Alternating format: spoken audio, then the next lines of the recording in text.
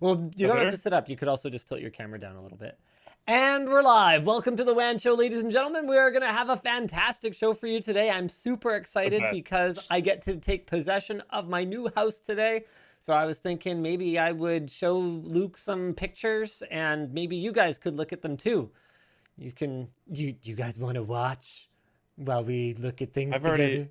I've already seen the pictures. Well, I was going to pretend you hadn't, so... I have not seen the pictures. This will be a first-time reaction. All reactions will be genuine. Way to spoil it for everyone.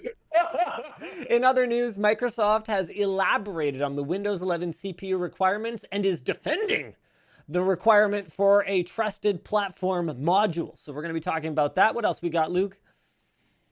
There's Sony charging developers $25,000 to show up on the PlayStation Store. That's cool and also fun. And in other cool and also fun console news, there will be TV style, or I would probably say mobile style ads coming to console and PC gaming.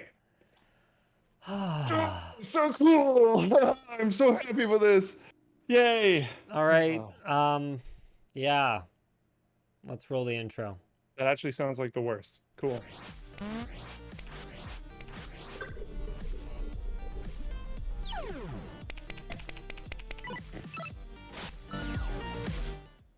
Good Day in the YouTube comments says, sell the house and get bitcoins.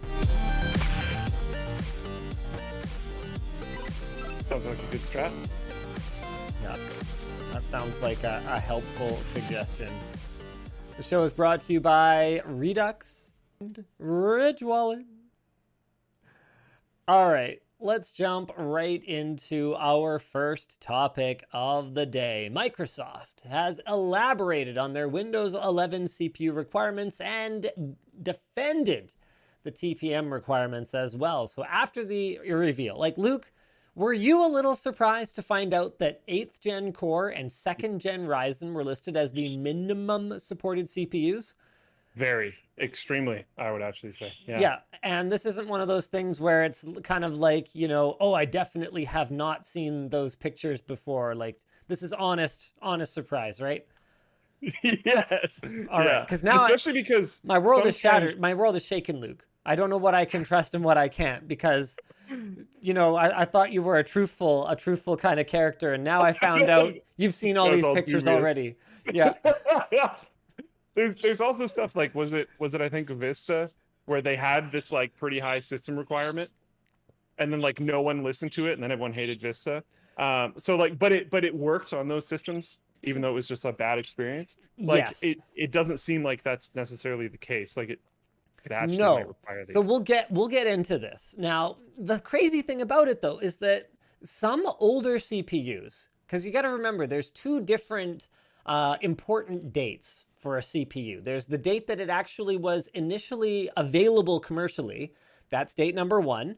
And then date number 2 is the date that it went EOL, that it effectively stopped being sold. And here's the problem.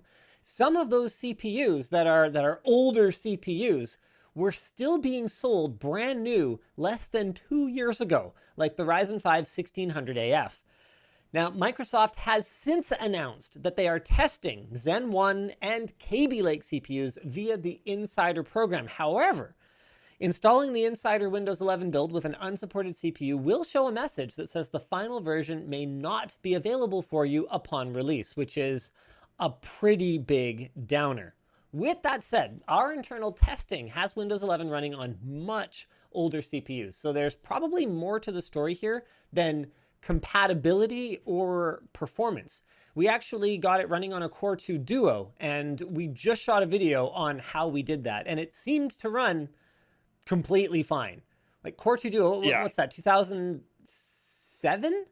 2008? Core 2 Duo, release date. Like, what's the E? When did the E? 2006. 2006. That was... Oh, wow, I'm old. It was 15 years ago. 15 years. Holy shnikes. Anyway, the other big requirement that has caused issues for people is the TPM, or Trusted Platform Module.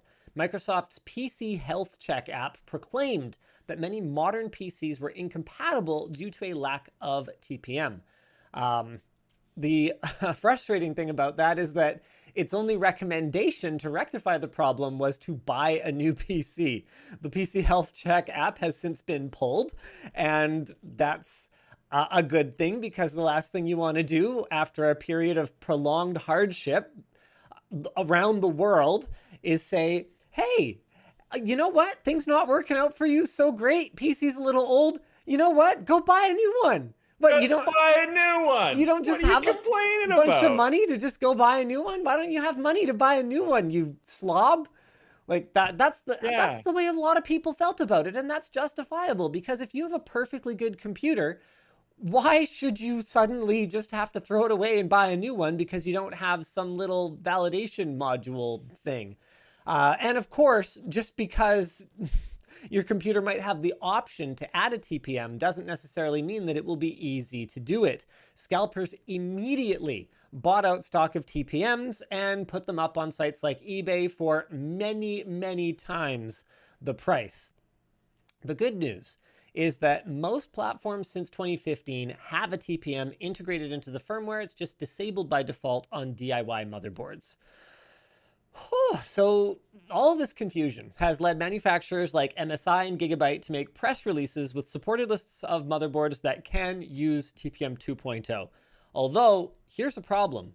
Many ITX boards actually don't have the pins for the module, which is a little frustrating because, especially with high performance ones, they're always looking for new ways to save space. However, most non-ITX boards since 2013 have TPM headers, and ever since Skylake and first-gen Ryzen, virtually all have firmware TPMs. With that said, not all discrete TPM headers are the same. Asus and Gigabyte each have 3 different types of them, all of which are incompatible with each other. So you can't just go on eBay, order a TPM module, and plonk it onto your system. You have to make sure that it is compatible not just with your motherboard vendor, but also with the specific model of motherboard you have. Now, Luke, how do you feel about the requirement of a TPM? It feels a little weird to me, personally. Not gonna lie. I mean, we can talk about what it's for. I mean, one of the things that TPM is great for is something like BitLocker full drive encryption. Because the TPM it's a pretty simple device, actually. It's a little cryptographic device that will generate, it's kind of like it's got a random number generator built into it. And then it stores the private key for the encryption so that it can't be stolen effectively. It's a little kind of, you could think of it as kind of like Apple's T2 chip, but way less sophisticated. So it facilitates hardware level encryption effectively. It feels like to me that this should have been a like warning campaign type of thing, where like Microsoft tries to because these things they theoretically do help. So I feel like Microsoft should have been like, hey, while you're installing Windows 11, we highly freaking suggest that you like turn this thing on, or that you do this other thing. Mm-hmm. Or maybe they even block you and say your computer is not ready, and then they do that thing where there's like the text-based link in the corner that's like, I don't care, and then you can bypass it. Something like that allows people to acknowledge that Microsoft thinks they should have this thing, but they can just install it anyways. Well, it feels weird that it's a requirement. For OEMs, it's been a requirement for a long time now. Like, I think a TPM, some kind of TPM implementation has been required for at least 4 or 5 years now. So sure. It's been available to consumers since, when was BitLocker added? Was that with Vista or 7? But I mean, we've talked about this on WAN Show before. There's Skylake systems. Skylake, am I referencing the right thing? Hold on one sec. BitLocker 2007. Yeah, what's that? Yeah, there's Skylake systems that people are still using and still like gaming on and having a good old dandy time, and they probably don't have the hardware for this, even if that's like a pre-built from an OEM. Yeah, no, that's true. That's true. And they might want to run Windows 11, and they in my opinion, should just be able to bypass it. And again, maybe they could do that like advanced user thing where the like way to bypass it is like hidden in some corner that you're probably not going to look at unless you know to look there or whatever. But I think I personally believe there should be some way to be like, yeah, whatever, dude. My computer's from 2014 or something. I understand, or beyond. Like, I understand there might be some security problems with the fact that my system's super ancient, but so I don't here's care. what I think. I think that this is the warning, because Windows 11, by and large, has benefits over Windows 10, but a lot of the under the hood ones seem to be focused on newer hardware, right? Like optimizing for big little architecture CPUs, for example. Obviously, if you are going to benefit, touch devices. Obviously, if you're going to benefit from some of those newer under the hood improvements, you're going to meet the requirements for TPM 2.0 and everything's going to be hunky-dory. And then if you have older hardware, I think what Microsoft is effectively saying is, no problem, run Windows 10 then. So that gives you, I think the end of support date is 2025 for Windows 10, which actually does buy you another 4 years to upgrade. So in another 4 years, will a Skylake system be starting to get a little long in the tooth? I think that's probably fair to say. But I mean, I think it sort of already is, but yeah. Well, sort of. I mean, you could definitely play very AAA games on Skylake today. 100%. I mean, even going back to Haswell, Ivy Bridge, you could still be playing very, very high-end games as long as you've got a GPU that is good enough. And you do a little bit of overclocking, and all of a sudden, you're laughing. But there are other issues with running older hardware. They have more vulnerabilities that are never going to be patched. And I think that expecting people to upgrade about every 10 years or so is not entirely unreasonable, especially if you consider that, like today, because there was that long period of stagnation where we just didn't see the same kind of performance improvements that we used to. Today we kind of take for granted that a 10-year-old computer, it should be fine, right? But can you imagine in 2005 thinking that it's okay to run a computer that was built in 1995? Yeah, not even remotely. Get real. Like 2005 was I think the Athlon 64 was out. Let me have a look here. There's one of the wacky things too is like we're talking about Skylake, and I think that's a very legitimate conversation. But to bring it back even further, like I know people playing modern games on Sandy Bridge processors. Like it's 100%. I don't know, but like and it ties into that stagnation thing you're talking about, etc. But like there's people running these old computers and they're just still not having any problems. And like no matter what the hardware community is like, oh yeah, these new CPUs are amazing. Well, the vast majority of people aren't going to use that performance. Maybe you will, and that's fantastic, and it's really exciting, and that's cool. But I can totally understand why someone who just uses a web browser isn't going to care about upgrading their computer. So I think what's happening here is we are getting the warning shot. Windows 10 is going to keep getting support till 2025, which means that you'll realistically be able to keep using it for a little while after that if you want to. It won't be until after 2025 that the install base will really start to dwindle, and you'll start to see game developers not supporting the OS, or you'll start to see companies like NVIDIA or AMD pull driver support. So realistically, you could still be running your machine from 2015 until 2025, 2026, 2027, if you want to push it and you're willing to roll that die in terms of security updates. And in the context of going from, Windows 95, right? You would have been running a Pentium 2 if you were state of the art, okay? You were running 266 megahertz back in 1995.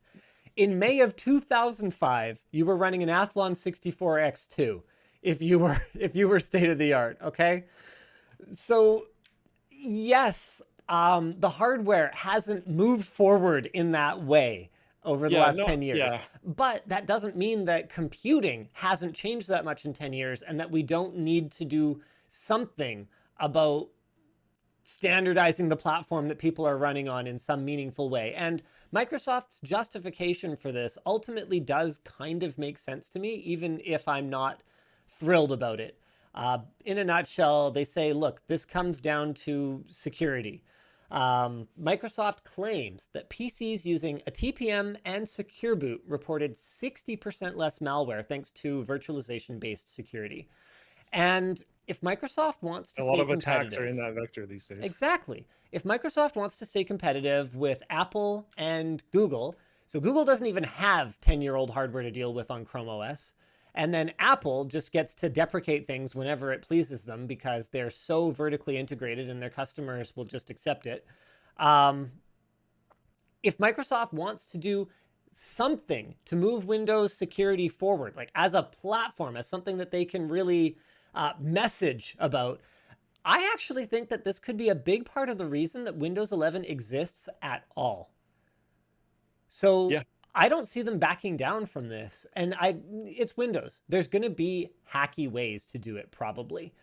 But yes. I don't think that Microsoft is going to endorse them in any way. And the industry is going to be expected to adapt because we have, 4 to 6 years to kind of figure it out. And at some point, Windows has to get more secure. And if this is a way they've identified to do it, then Windows 11 is this clear line in the sand that Microsoft is drawing that goes, okay, Windows 10, you know what, it wasn't as good. And this is why. And you can keep using it for a while. But guys, you will have to upgrade even if you don't have to do it today. Yeah, that makes sense. That does make sense. Most of the improvements, like you were mentioning, are kind of quality of life stuff. Yep, absolutely. So, you don't have to move on from Windows 10. Actually, okay, one thing we don't know is whether this is a really critical feature that I'm excited for, direct storage. So the GPU's ability to access your storage directly. But then now that I think about it, actually, no one's going to be running PCI Express Gen 4 and not have TPM 2.0. Yep. So the whole thing, wait, where's that Kronk? I need that Kronk GIF. It's all coming together. It all makes sense now. If the benefits of Windows 11 are performance benefits, but that are applicable mainly to very modern systems, then it makes perfect sense to just kind of say, okay, well then modern systems are going to run Windows 11 and not modern systems are going to run Windows 10. And no one should really be that upset about it because you can just run Windows 10 and you'll have a just fine experience like you have. There are some other problems. Toadg says, yeah, TPM is a repair nightmare. That is super true. Having like encryption keys tied to the CPU and the motherboard socket is going to be a real nightmare for people who don't practice good data storage best practices. Because if you just run your machine, you store all of your data right on your boot drive and you have some kind of problem, you take it into a shop, they have to swap out some hardware, you could be in for an extremely bad time. There could just be no way to access your data unless you stored your backup key somewhere that you can actually get at it. Could be bad. You have a water cooling leak, right? So you lose a CPU and motherboard at the same time. Could be very problematic. I mean, I've been advocating for a long time for people to just not store any data on their computers. But the reality of it is I remember back when I didn't have the kind of money to just have an extra computer to keep all my hard drives in. That was just not possible, even though you can build a decent NAS for a couple $100. I mean, you want to talk about $100 is not necessarily accessible to exactly a pretty huge range of people. Exactly. Yeah. I mean, that is one benefit though of the kind of the stagnation that took place for so long is lots of people have upgraded their computers to get better performance, but the hardware that is now orphaned is very, very usable. And as long as you don't mind dealing with the extra power consumption, it is amazingly affordable to build yourself a cheap NAS. Like, think about it. You don't even need a GPU. You don't even need anything that's in shortage because Intel's been building in onboard graphics for over 10 years now. That's fantastic. You just get an old cheap board, CPU, throw some crap RAM from eBay in it, and you're off to the races. Especially if it's idling all the time, it is way less problematic in terms of power consumption Yeah. compared to if you are actually doing something heavy, like you're using it for Plex transcoding or something along those lines.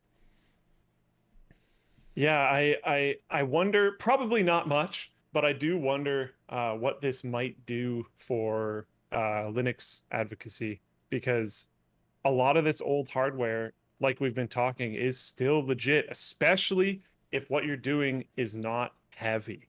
Yeah. If you're not gaming, if you're not video editing, if you're not doing heavy things like that, there's a wide range of them, modeling, etc. If you're doing word processing, if you're browsing Yeah. the web, if you're yeah, there's a lot of things you can do on your computer that isn't necessarily what a lot of this audience is doing. And once Windows 10 stops being supported, it's those types of tasks are actually very easy for the average user to pick up on non-complicated Linux distros. This is interesting. Gabriel Garcia has a super chat in here. One benefit of the min spec being Coffee Lake / Ryzen 2 is that Win 11 apps can target extensions like AVX2 directly.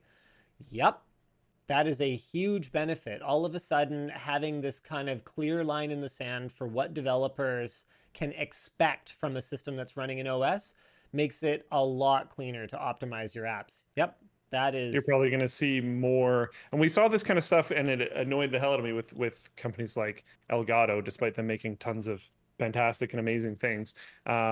Their Stream Deck was only supported on Windows 10 for like a super long time when Windows 8 and Windows 7 were still very viable operating systems. I think you'll see significantly more of that with Windows 11 if that's the case.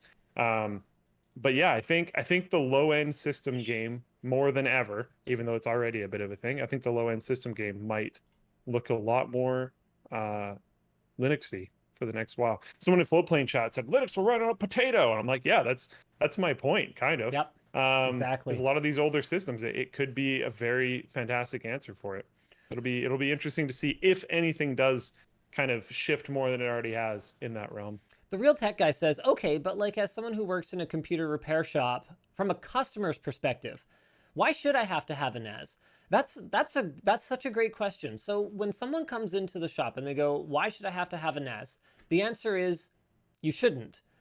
But then if you want the simple, easy magic bullet, then what you need to do is you just need to pay for your OneDrive or your Google Drive subscription, and you need to practice good data management, and you need to make sure that everything is backed up there. That's the answer. So are they trying to sell OneDrive subs? What? No. I just mean that. No. I'm not saying you. I'm saying, are they? No. That's my answer. That's my answer. If you don't want to worry about, I see what you mean. So that is the answer though. So if you have heavy data requirements, the answer is you need to make sure that everything is on a NAS and all your machines are doing regular nightly backups. And if you don't have heavy data requirements, the answer is cloud storage has gotten so affordable. I mean, the sponsor that we work with all the time, the 45 Drives, builds their storage box, Backblaze. Backblaze. Yeah, Backblaze. It's super affordable to back things up to the cloud these days. There's just no excuse anymore. So from a tech shop's perspective, the answer is educating your customers about what their options are to ensure that they're not going to lose their data. It's and if they so don't think it's sad. important, because I used to work in a tech shop, and lots of people would be like, I don't need data backup, I don't care about my stuff, blah, blah, blah. I always bring up the wedding and baby pictures argument, because then they're like, oh wait, I can't lose those. Well, and I'm like, yeah, where are you storing them? Yeah, it's like, okay, well, maybe you should consider something. Like, what if you don't want to put that stuff in the cloud? There's some things you might not want in the cloud no matter what. You can do local storage with the three things where you have like on the device, on a similar device that might be in the same area, and then on a hopefully different type of device in an area that is very far away. You can do that thing if you can afford it and if you can maintain it, or you can just go with the cloud, whatever. But you should have more than one copy of your data. Yeah, absolutely. You know what was the eureka moment for me when I learned that my data needed to be rated and backed up when I learned how a when I learned how a hard drive works. That was the moment for me, It seems because wild, right? it's nuts. Okay? Yeah. Like, if you've ever actually seen the read and write head, right? If you've seen it move back and forth over the spinning disk, okay? At 7,200 RPM, I remember someone from Western Digital explaining this to me once. They're like, yeah, at the outer edge of the spinning disk, keeping that head stable, it's a real engineering challenge, because effectively it's ripping around in hurricane force winds. And I'm like, what? We hold on a second. My precious memories are on this thing. Excuse me, I need to go for a minute. And Yeah, it's crazy. And the fact that they like basically never fail unless you drop them is pretty nuts as well. Like, oh, I don't know. it's Obviously they do, but unbelievable. like I have hard drives that have been running for a decade, basically. It's Like unbelievable. it's nuts. But yeah, back up your data. Even if you think you don't care now, to maybe some of the younger audience, I would say. There's stupid stuff. I had this amazing wallpaper once. It Yeah, was like a really sure. great ultra wide wallpaper. It had like a horse and cart or something, and it was like labeled with like console stuff, and then there was some faster thing, and it was PC or something. It was this really cool I cartoon think style. I remember that picture. Yeah, I had it on my desktop at the old office, the old Langley house. And I don't know, I've tried to find it again and I can't find it, and I'm like, oh, that sucks. I wish I'd put it somewhere, because having everything instantly available at your fingertips has been great in a lot of ways, right? Like, everything's a quick Google search away, except for things that are gone, because the internet has gotten so big and so broad that it's so easy now for things to disappear forever. There's this great Flash game I used to play called Pearl Harbor, where you're this plane and you go back and forth, back and forth. Every time you get to the end of the scene, it just kind of turns around and you're fighting something. I don't remember exactly how it played anymore, because one day it disappeared and you can't play it anymore. It's just, that experience is completely gone. There's that whole saying like the internet remembers, and it's like, yeah, Sorta. unless it doesn't. And Yeah. and in a lot of cases it does, but in a lot of cases, due to the sheer size of the internet, Yeah. it doesn't. It's just too much Sites data. will go down and all your stuff's just gone. So back it up. I know a lot of the kids watching aren't going to take this to heart, because I sure didn't. But the memories that you have and like the photos and stuff that you have now, back them up. You'll care later. You might not care now. You'll care later. I have lost a big chunk of photos once. It was really hard. It was really rough. Yeah. People in Floatplane chat are talking about their bad experiences losing data. Neo Cortez says, then your house burns down, is burgled, or flooded. So there are solutions to these things. I have a fireproof NAS at my house that I actually use for extremely important things. I can't fit everything on it because it's just a 2 hard drive NAS, so it's just 2 drives in RAID 1.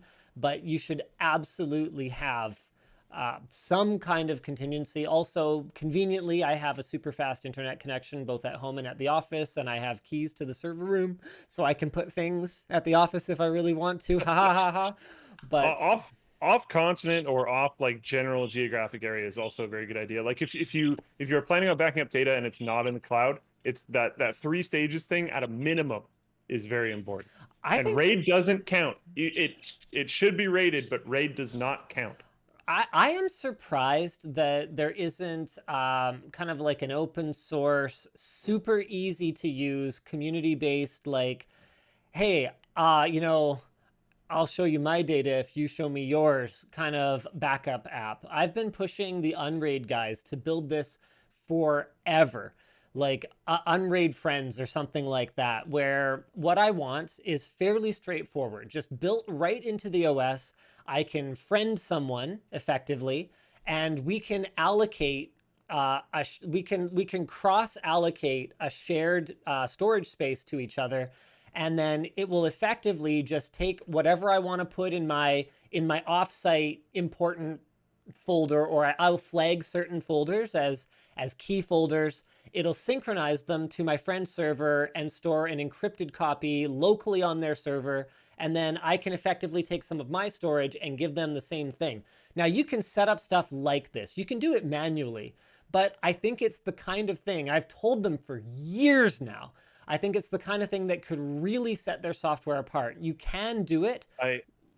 What's that? I would get evangelical about that. I and I know obviously, yeah, you can do this yourself, Yep. and quite a few people do, but some of the you got to consider, like, if you are the tech person in this like manual setup, you now have to maintain this for as many people as you enter into that agreement. Exactly. And I would love like to have this. I would love to just like basically sell little boxes that I'm obviously not making money on, but sell little boxes to like my whole family. And just be like, okay, we're creating a friends storage pool on Unraid. It works. Update it every once in a while. See you later. Like that would be great. Right? That'd be amazing. I don't know. I'd go nuts with that. But I'd try to get basically everyone I knew, because like it really sucks being the tech person for your group of people, and then having someone be like, oh, my laptop got wet or something. I lost all my wedding photos. And it's like, yeah, I told you to do backups for that, and you didn't, because I guess it was complicated or whatever. And it would be great if like there was just some, I don't know. I would like that. That'd be cool. I'd be Unraid homies with you. Yeah, for sure. For sure. And like I would, like in a minute. Yeah. I would just throw like a giant Unraid box at the office, and everyone could just have their encrypted data on there. I've got some people saying like, hey, you know, what about if someone got busted with illegal content? Sure, but it's encrypted. So whatever illegal content they have, you gotta imagine, think of it kind of like if you know, someone put child pornography in their Dropbox. Dropbox is not in possession of the child pornography. That is encrypted data that they can't even read. Ultimately, whoever put it there is the one who would be in trouble in that case. So there should be no reason from like a personal criminal liability standpoint that it would matter. I would also think though that you'd want your Unraid homies to be people you know and mostly trust anyway, but friend raid coming soon to LTT store, says Jamer person. Yeah, exactly. Synology has that feature. The last time that I tried to mess with it, it wasn't exactly what Linus is saying. It can be done. It's kludgy, and Synology NASs are, well, they're Synology. It's not cross-platform. So what I want is a way to just do it on something that runs on cheap commodity hardware. Yeah.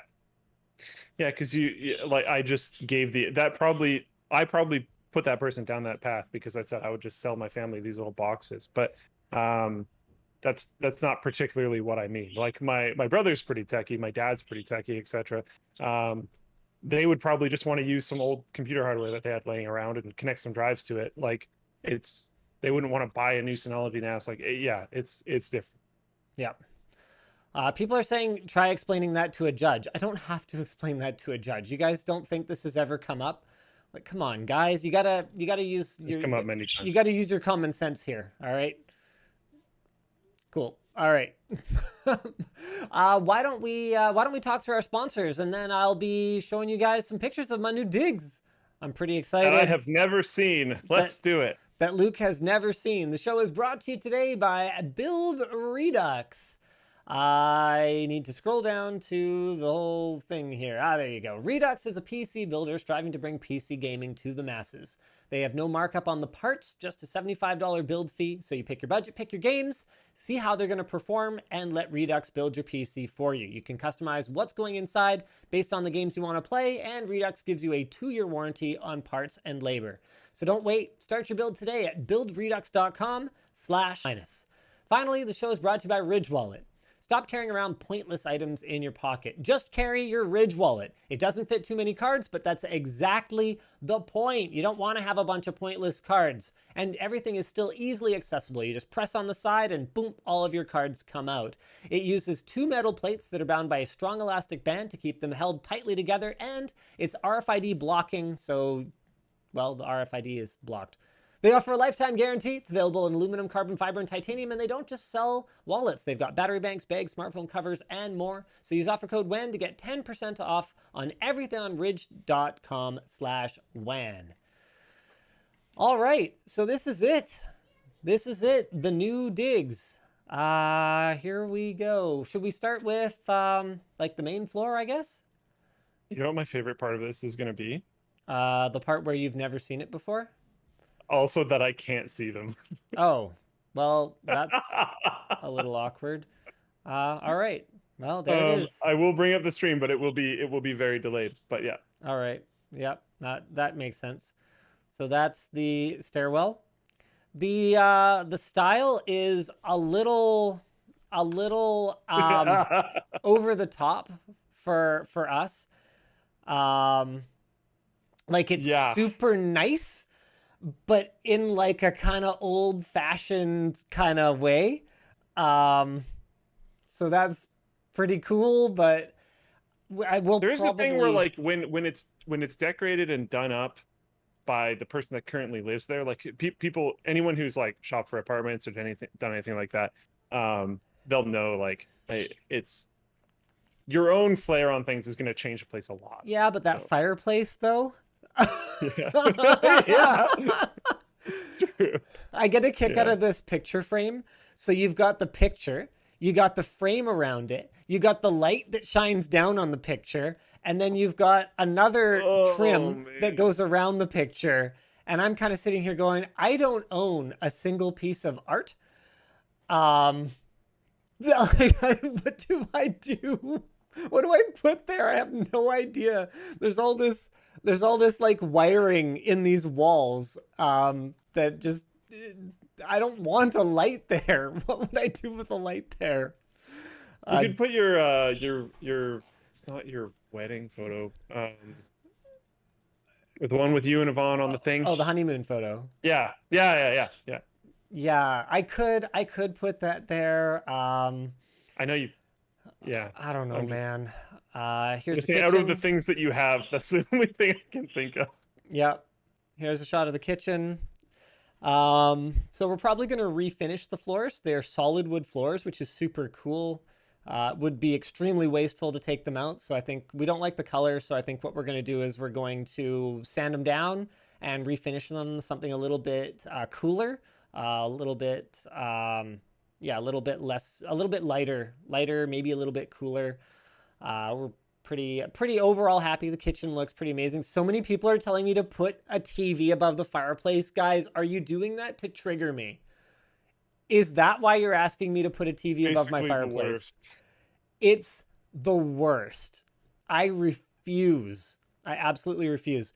Oh man, Brass Caribou over on Floatplane says, I'm liking that kitchen desk.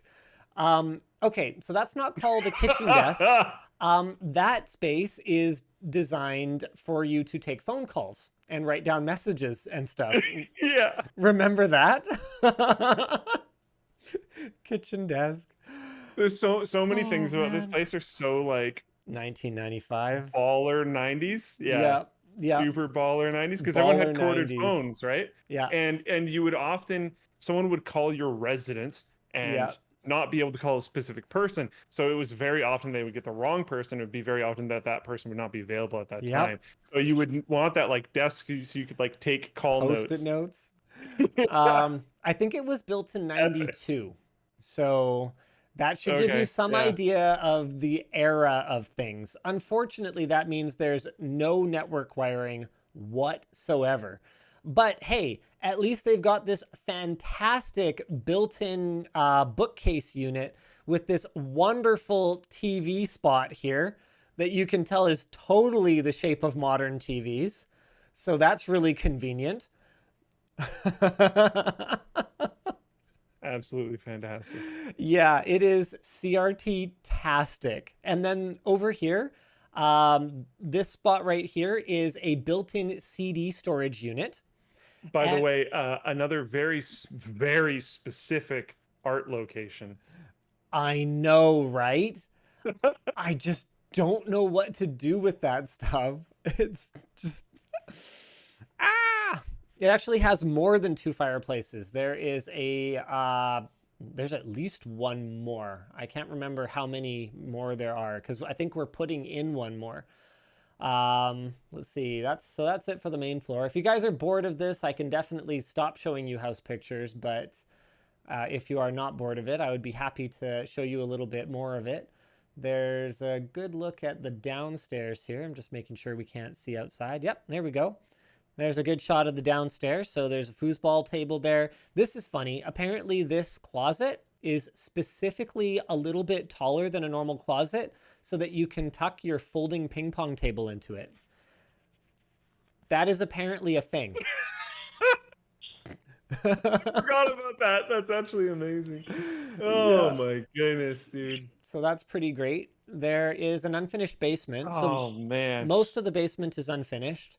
We're going to turn this area where the ping pong table is here into a theater room. This area here is going to be like a gaming area for me and my kids and my wife. I'm probably going to try to cram 5 PCs in here. I don't know if it'll fly, so there will be at least 3 for the kids, and then my wife and I might have our machines upstairs in the office. Over here is going to be... so cool to have a 5-person LAN area, though. Like, I hear you. Right? I understand. But, oh... It's not as big as it looks. This is a wide-angle shot. At least 4, though, because then you could do Left 4 Dead. Oh. Yeah. Okay, I'll do my best. Man, okay, yeah. It is not as big as it looks at all. That place is also pretty, yeah. Someone could come over with like a laptop and you could just do like a temporary table. Yep, for sure.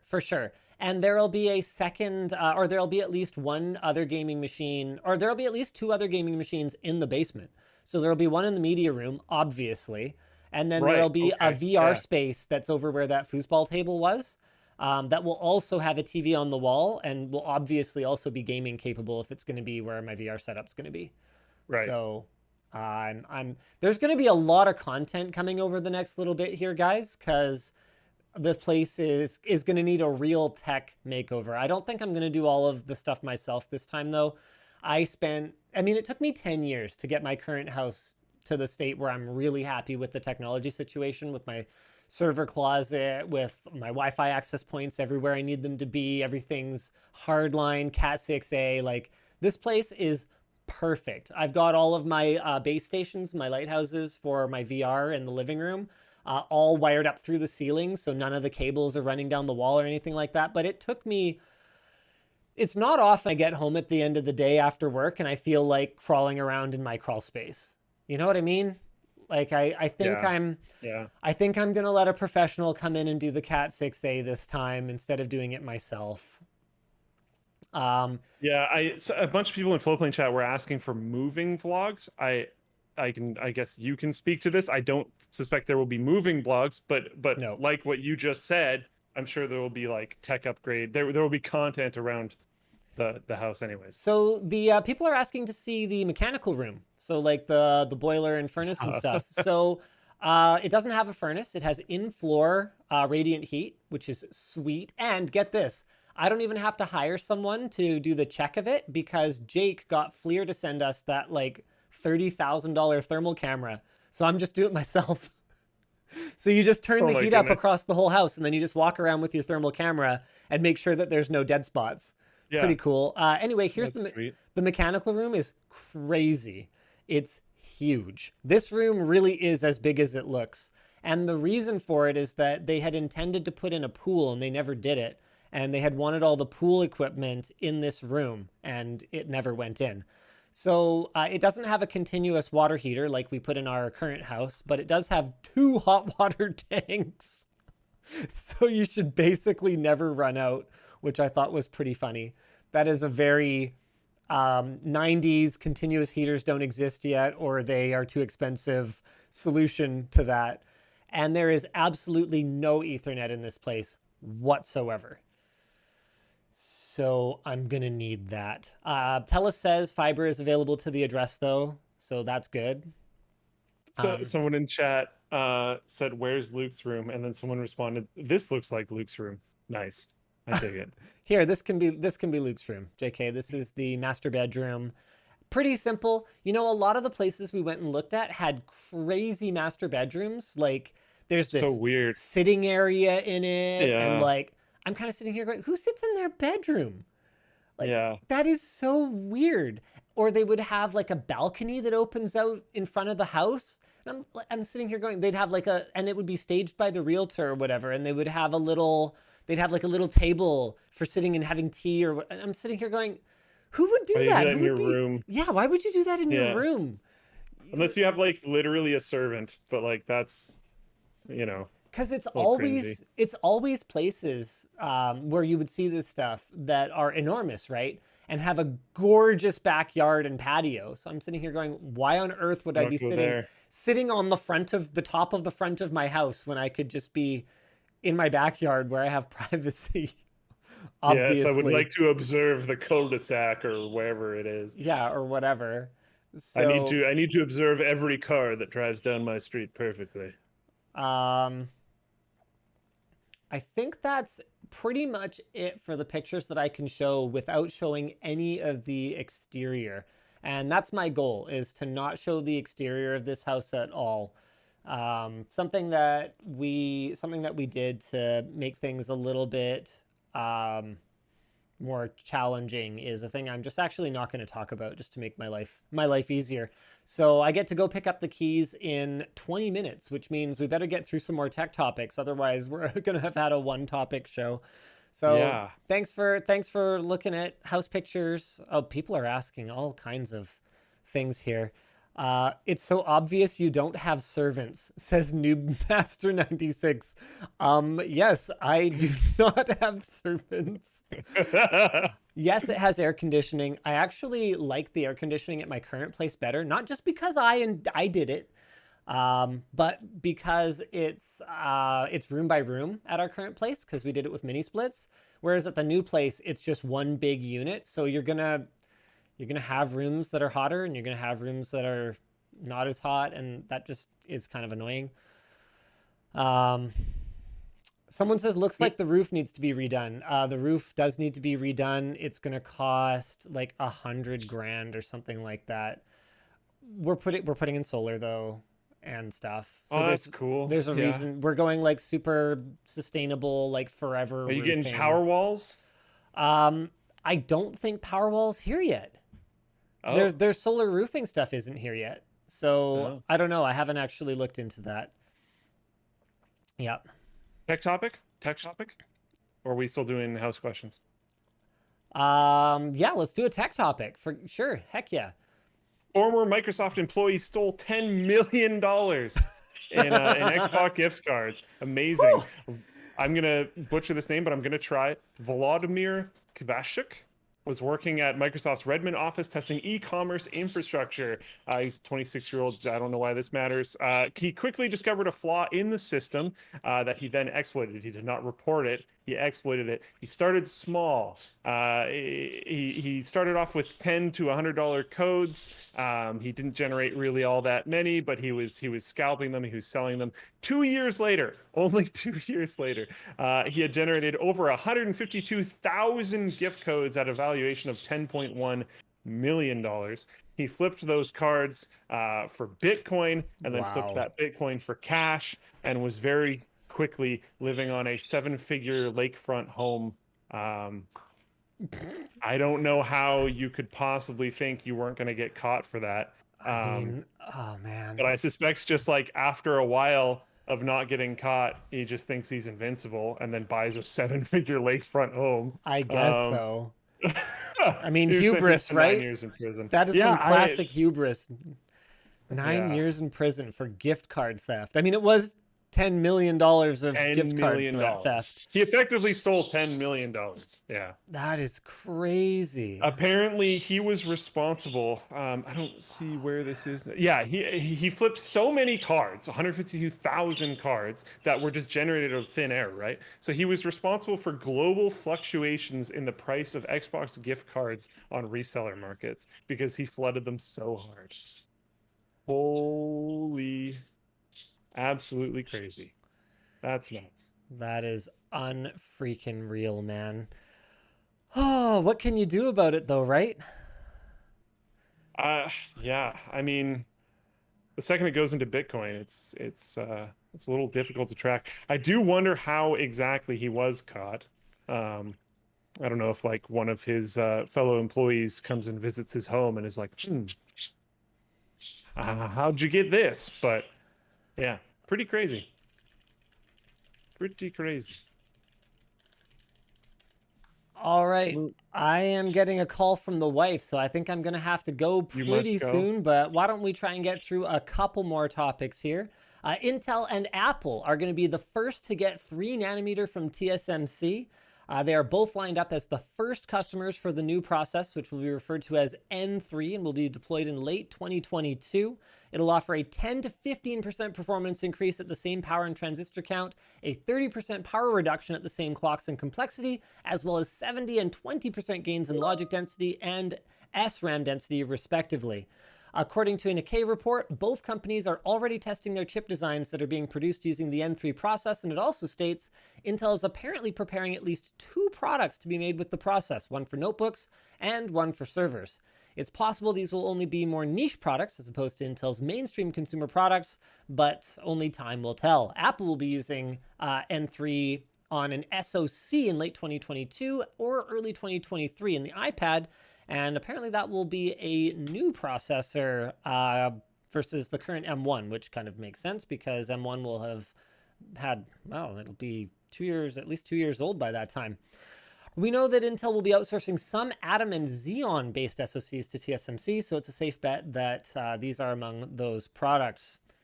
Fascinating. I have one more quick thing to announce on LTT Store. Ooh. We have a new product. Oh yeah, reflective heatsink shirt is here, ladies and gentlemen.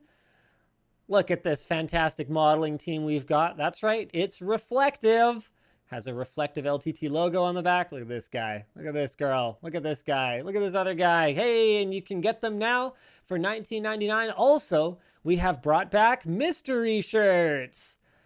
They're $12.99 and they're a mystery. A lot of them are going to be older and less popular ones, or ones that are, we only had oddball sizes left and good stuff like that. So, hey, there you go. They're a mystery, but they're cheaper. And I think that's pretty much it for the show. I think I gotta go, ladies and gentlemen. So I'll just do a couple of super chats here. Oh my goodness, there's quite a few, but at least I managed to click the tab so they didn't all go away. Adrian Frick recommends a game, The Messenger. I'm not looking for more games right now, though. I got a bunch of them. Last week. Thanks, Bob Costco. Anyone else notice little Linus and Luke's beards disappear going from the intro to the sponsor? Yes, that's because the sponsor things are older. Michael says, thanks for all the content. Love watching the videos. Hey, awesome. Robert says, Windows 11 system requirements are a mess. Hard to keep up with the leaks and discussions, and their own tool is still not for users. Yeah, 100%. The good news is that it's not actually launched yet, so they've got time to get this stuff figured out. Yeah.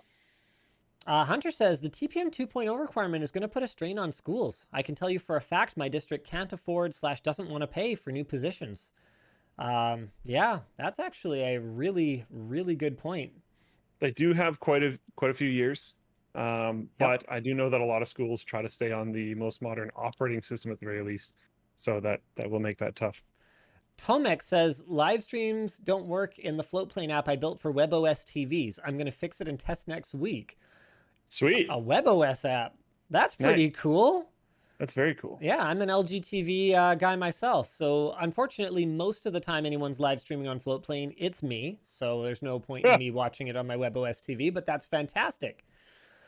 With that, I think you probably have to go. Yes. Let me just see if there's... I know you're going to want to get sucked into that. I'm just trying to... Christian says, look into smart vents. They open and close based on room temperature. Yeah, I've heard some of them aren't very good, though, so I'll have to have a look at that. And Liam says, if you reach out to Elon Musk, I bet you could get not only their solar roof, but also the Powerwall. I don't know. I kind of doubt it. We're not exactly on a first-name basis. I don't think he cares. Josh says, hey, a couple of WAN shows ago, you read a super chat I sent. I didn't really expect you to read it, let alone genuinely take it seriously. It made my day, so thanks for that. Hey, you're welcome, Josh. All right, Thanks, everyone. We'll see you again next week. Same bad time, same bad channel. Bye. Oops. Uh-oh. Whoops. I need there we go.